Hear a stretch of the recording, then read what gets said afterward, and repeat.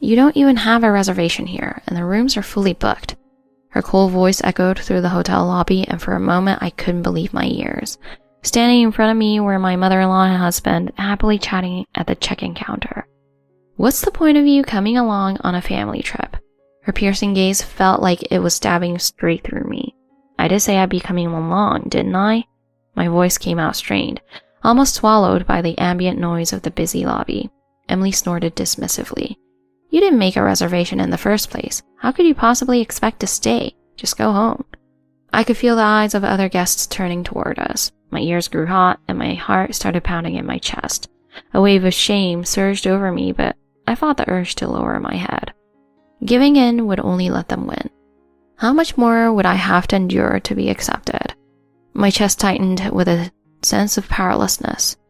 "Do you know how much a night here costs?" "It's $2,000 per night. You don't have that kind of money, Meg." My husband's words struck me like a blow to the chest.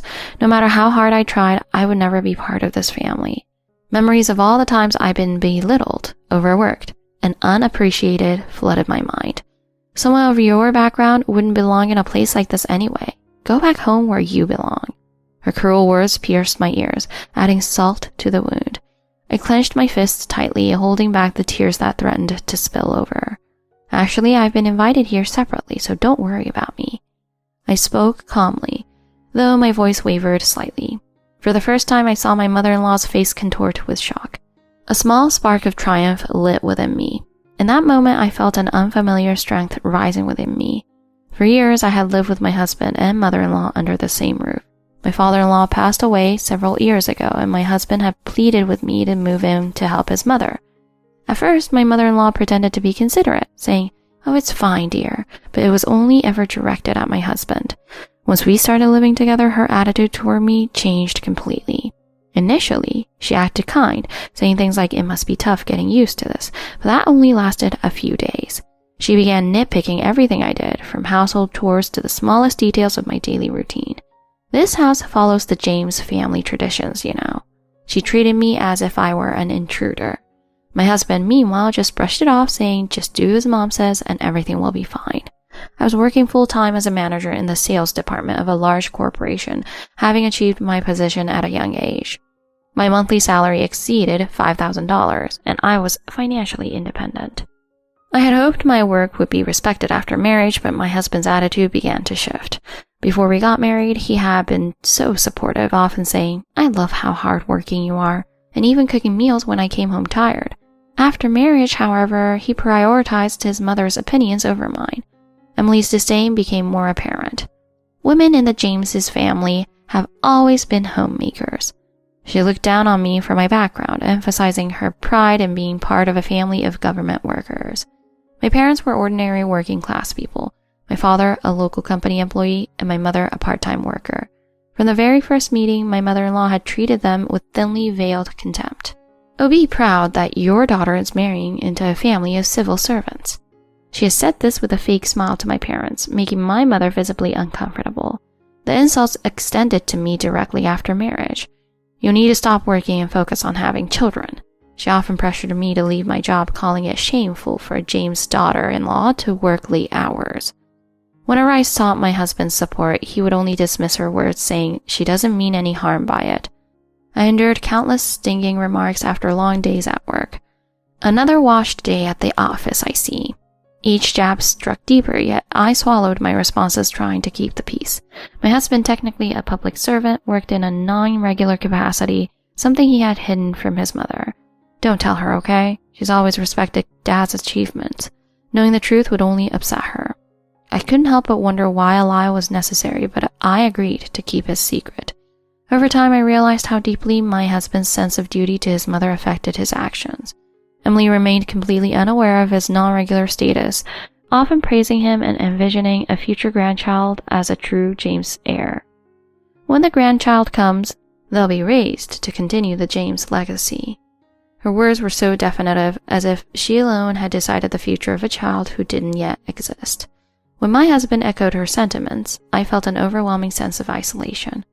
"Mom's just thinking ahead. Don't take it personally." My voice was never considered, my opinions never sought. Meanwhile, my daily life revolved around shouldering all the housework, even though I worked full-time. Emily rarely lifted a finger, claiming her way of doing things was superior. I have my own methods, you just handle it. Even my husband refused to help, brushing off my requests. That's your role, why are you complaining? Her constant criticisms only added to the burden. Your cooking is subpar. Your cleaning lacks thoroughness. If you can't even do basic chores, you should quit your job. I'd hoped my husband would intervene, but instead he joined in the belittlement. Mom's right, you've always been a bit clumsy. Together they laughed at my expense, their shared derision freezing my heart. Tears no longer came easily. My emotions felt dulled by constant disappointment. Yet deep inside, a small voice grew louder. This can't continue. I knew I had to change my circumstances, even if it meant facing uncertainty alone. About a year ago, my husband started going on frequent weekend business trips, something entirely new. The sudden change sparked a sense of unease. Whenever I asked about it, he responded with a confident smile, explaining it was a major responsibility assigned to him. It's important work, shows they trust me. Yet I couldn't ignore the growing suspicions gnawing at me. He began buying new suits and wearing cologne more often, behaviors that fell out of character. My instincts whispered what my heart refused to accept: infidelity. Around this time, an old friend reached out to organize a reunion to celebrate my promotion. Congratulations, Meg! Let's gather at a luxury hotel to celebrate properly. Her enthusiasm provided a brief respite from my daily struggles. However, this joy was overshadowed when my mother-in-law announced a family trip she'd planned. I saw this beautiful hotel in your pamphlets. We're staying there. She demanded I handle the payments, claiming she'd taken care of the reservations. My protests fell on deaf ears, and my husband sided with her. Stop complaining. It's Mom's birthday trip. The trip coincided with a reunion, a conflict I couldn't bring myself to explain. Despite my growing resentment, I prepared for the trip, unwilling to spark another argument. When we arrived at the hotel, my mother-in-law hurried to the front desk, leaving me stunned by her next words. You don't have a reservation here, and the rooms are fully booked. Her voice echoed in the luxurious lobby, drawing the attention of nearby guests. My body froze, and the world around me seemed to blur. The opulent surroundings felt suffocating as her words echoed in my ears. My husband's voice, cold and dismissive, cut through my shock. Pay back the money for the reservation later, or just leave. I gasped, my chest tightening. The cost of a single night here was more than my monthly salary, a sum I could never afford on the spot. Emily's smirk deepened as she added insult to injury. Someone like you doesn't belong in a place like this. Just go home. The humiliation burned my cheeks as the guests around us murmured, their curious gazes cutting into me. Yet as much as her words stung, I knew I couldn't let them see me falter. Summoning every ounce of composure, I forced a smile. That's fine.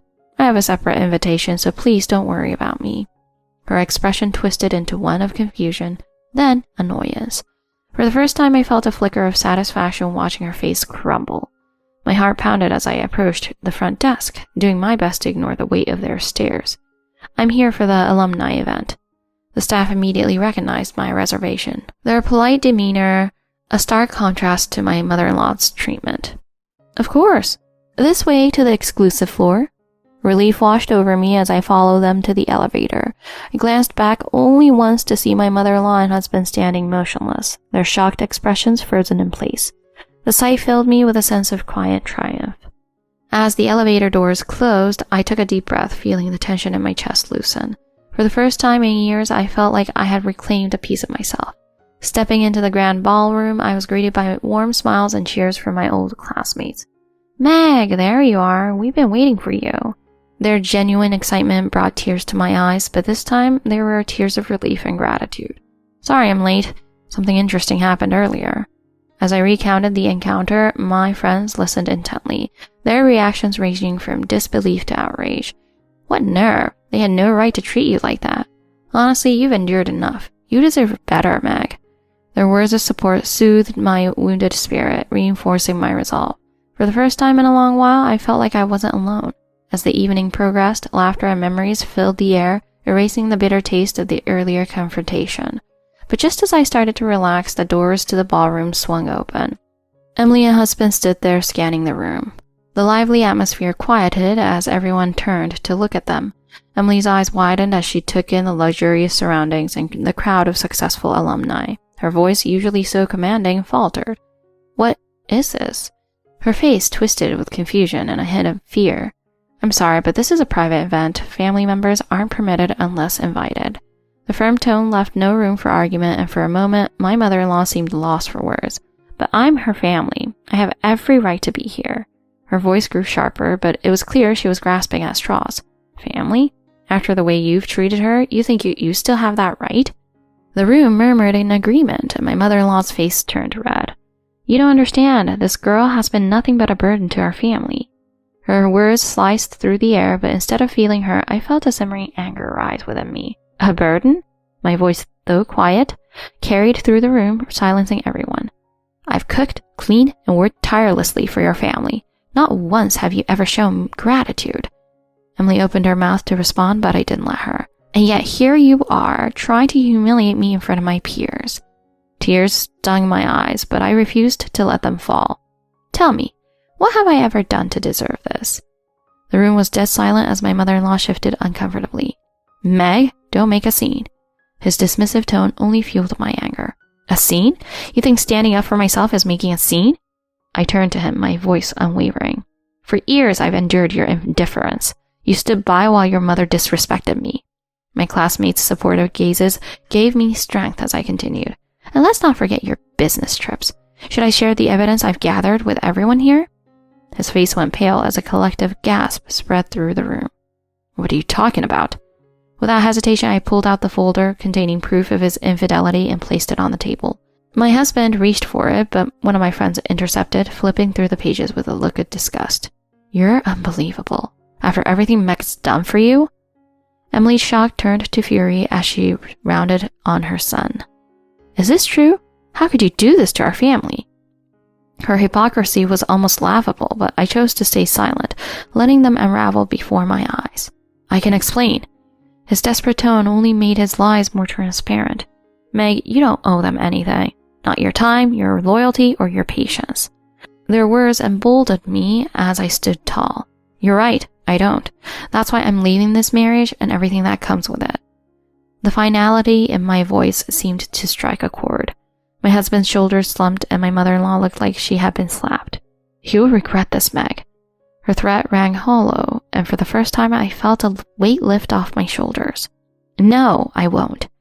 With that, I turned to my friends, their warm smiles a stark contrast to the chaos behind me.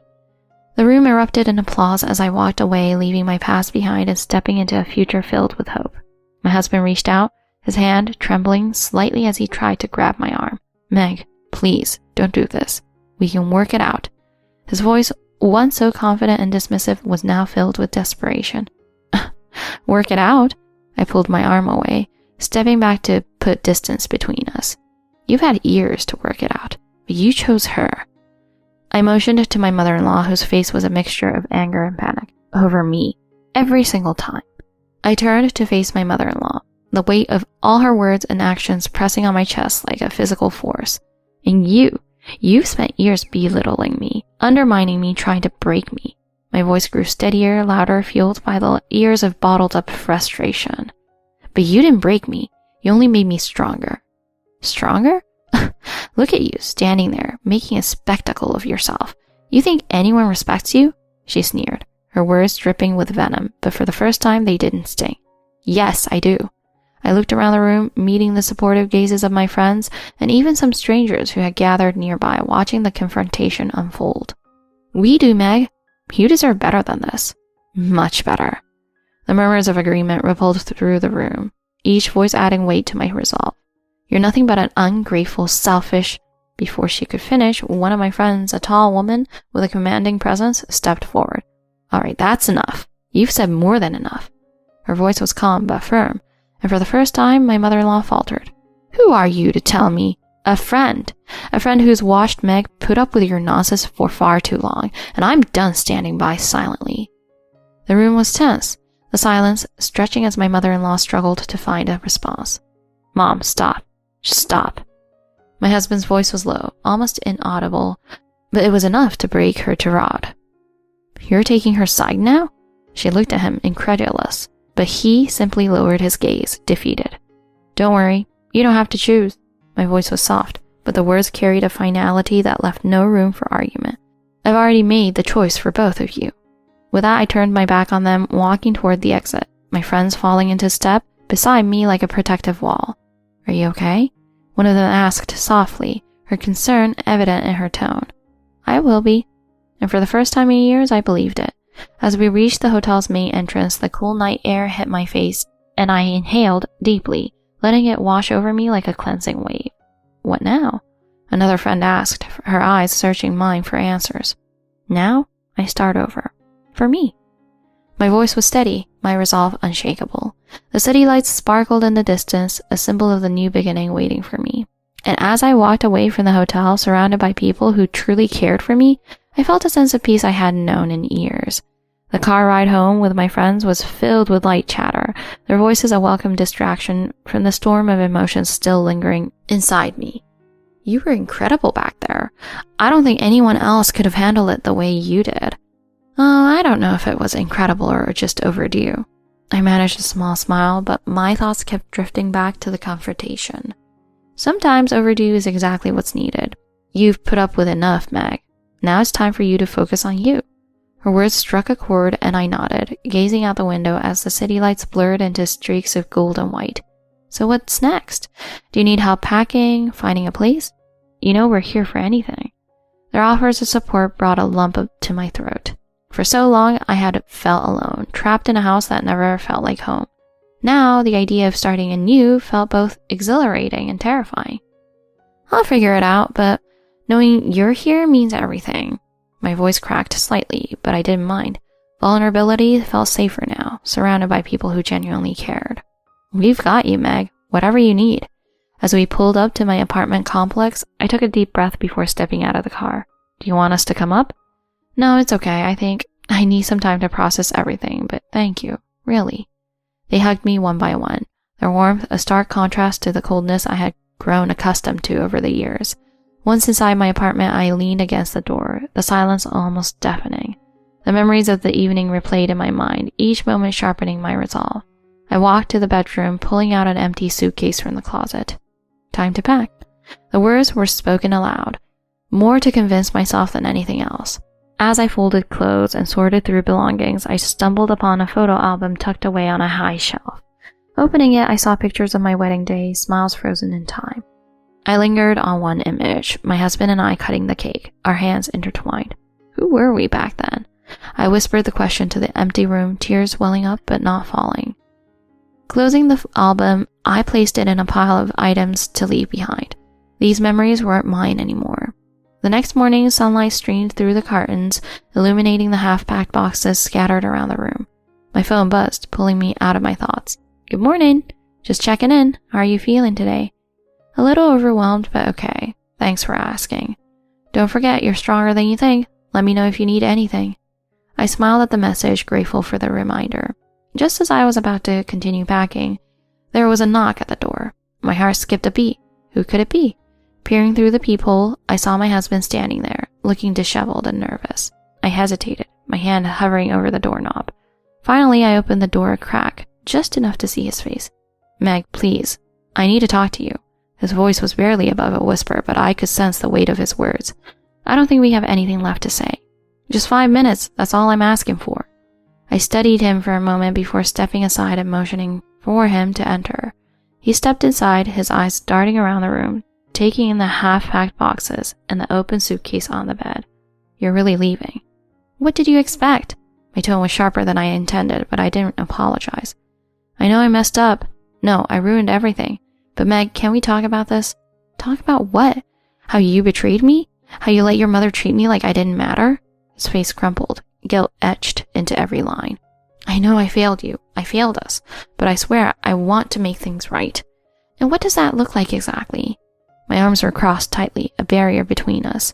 I'll cut ties with my mom. I'll go to therapy. I'll do whatever it takes. Just don't leave me, Meg. His voice cracked, and for a brief moment I saw the man I had fallen in love with. It's not that simple. Why not? We've been through so much together. Doesn't that mean anything? His desperation was palpable, but it wasn't enough to erase the years of pain. It did. It meant everything. but you let it all slip away. I was stupid, blind to what I was doing to you. I know I don't deserve forgiveness, but I'm asking for a chance. I felt the familiar tug of his words, the part of me that wanted to believe in redemption, but another part, stronger now, resisted. A chance to do what? Repeat the same cycle? No, a chance to be better, to prove I can be the husband you deserve. I sighed, turning away from him to gather my thoughts. I've given you chances, so many chances. Each time I hoped things would change, but they didn't, and I can't keep doing this to myself. He reached out, but I stepped back. The space between us, a physical reminder of the emotional distance that had grown. Please, Meg, don't let this be the end. I looked at him, really looked at him, and for the first time, I didn't feel anger or sadness. I felt nothing. It already is. The finality of my words hung in the air, and I saw the realization draw in his eyes. I don't know how to fix this. Maybe that's the point. It's not something you can fix anymore. He nodded slowly, his shoulders slumping as he made his way to the door. I'll always regret what I did to us. He paused, looking back one last time. Goodbye, Meg. The door closed softly behind him, leaving me alone in the quiet apartment. I sank onto the bed, the weight of the moment pressing down on me. But as I sat there, I realized something. For the first time in years, I felt free. The future was uncertain, but it was mine to shape, without anyone else's shadows looming over me. With a deep breath, I stood up and resumed packing. Each item placed in the suitcase felt like a step forward, toward a life I could finally call my own. Several months had passed since I left.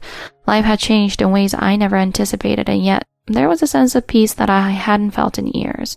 I had moved to a new city, started a new job, and began rebuilding my life one step at a time. The days were busy but fulfilling, and for the first time I felt like I was truly living for myself. Then one day a letter arrived at my office. The handwriting on the envelope was unmistakably his. My heart skipped a beat as I opened it, my mind racing with possibilities. Meg, I know I'm the last person you want to hear from, but I needed to write this. I wanted to say I'm sorry, truly sorry for everything I put you through. Losing you made me realize how much I took for granted, and how much I failed as a husband. I've started therapy and have been working to face my mistakes. I know an apology doesn't fix anything, but I wanted you to know I'm trying to change. Not for anyone else, but because it's the right thing to do. I hope one day you can forgive me, not for my sake, but for your own peace of mind. Wishing you all the happiness you deserve. James. I placed the letter down, my emotions a swirl of confusion, relief, and unexpected closure. It didn't erase the past, but it felt like the final piece of a chapter that needed to end. I folded the letter and put it back in the envelope, deciding to keep it, not as a reminder of pain, but as a testament to growth. My phone buzzed, snapping me out of my thoughts. It was a message from Claire, one of my closest friends. Dinner at 7? My treat. Absolutely. Thanks, Claire. She had been a constant source of support through everything, and I was grateful to have her in my corner. That evening, as we sat at a cozy corner table of a small Italian restaurant, I found myself smiling more than I had in a long time. You seem lighter these days, Meg. I feel lighter. It's like a weight I didn't even realize I was carrying is finally gone. That's what freedom feels like. Her words struck a chord, and I nodded, realizing she was right. So, any new developments? Work is going great, and, well, I might have met someone. Oh, tell me everything. I laughed, feeling a warmth spread through me as I thought of him. His name was Ethan. We had met at a networking event a few weeks prior. What started as a casual conversation about work had turned into hours of talk and an undeniable connection. He's kind, thoughtful, and makes me laugh. And the best part? He respects my boundaries. Sounds like a keeper. When do I get to meet him? Soon, I promise. As the evening went on, I realized how much I had grown in such a short time. The pain of the past no longer defined me. It had shaped me, yes, but it wasn't who I was anymore. I was finally learning to live for myself, to embrace the possibilities of the future. And for the first time, I truly believed that happiness wasn't just something other people found. It was something I could have too.